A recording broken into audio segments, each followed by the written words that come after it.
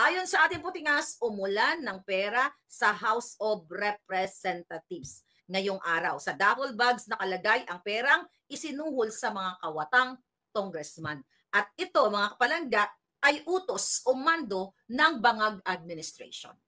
Mga kababayan, talagang ito, kung hindi kayo kikilos, kung hindi kikilos ang ating mga militar, ang mga pulis na mag-speak up, then talagang pamumunuan kayo ng mga bangag. Tandaan ninyo, yung kapapasok lang.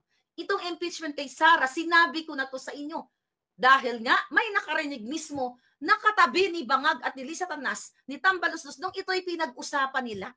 Ang pera daw, cash, ayon sa ating puting ahas, na nakalagay sa duffel bags na inintrega o ibinayad sa mga tiwaling pumirma na kongresista.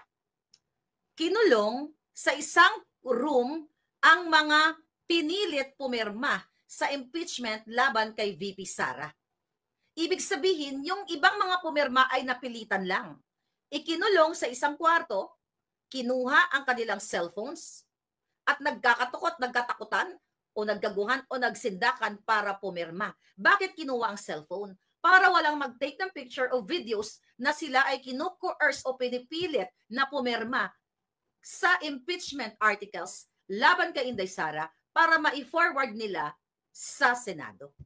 Yan po ay galing sa puting ahas. At itong si JJ Suarez daw sa Kongreso ay naninigaw na parang julul.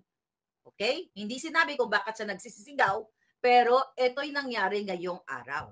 At nagsinungaling ba ang ating puting ahas dito? Hindi. Kaya po galit na galit sila sa akin. Kaya nga nagpadala sila ng assassin sa akin dito para gurgurin ako noon pa last year.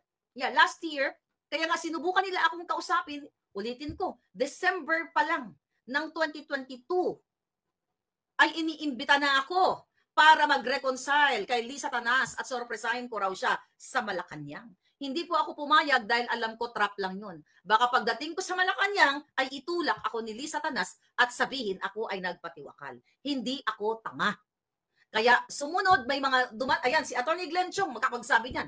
Isa din siya sa sinabihan na baka pwede ko akong kausapin nung kumausap sa kanya from Malacanang na bayaran ako para sa kapalit ng katahimikan, ng pananahimik ng bunganga ko. Pero pinili kong magsalita dito dahil higit sa lahat, mas importante sa akin na malaman niyo ang katotohanan kaysa sa perang ibabayad sa akin galing din sa nakaw sa bayan. Mas masarap mamatay nang hindi ka nagnanakaw sa kaban ng bayan. Mas masarap na pumikit ang mga mata na hanggang sa huling patak ng dugo mo, nilabanan mo ang mga bangag. At yan ang gagawin ng mamamayang Pilipino na nakakarinig ngayon sa aking bunganga. At yan din ang gagawin ninyo. Dahil sobra na ang ginagawang pang-aabuso sa kapangyarihan ng mga bangag na ito.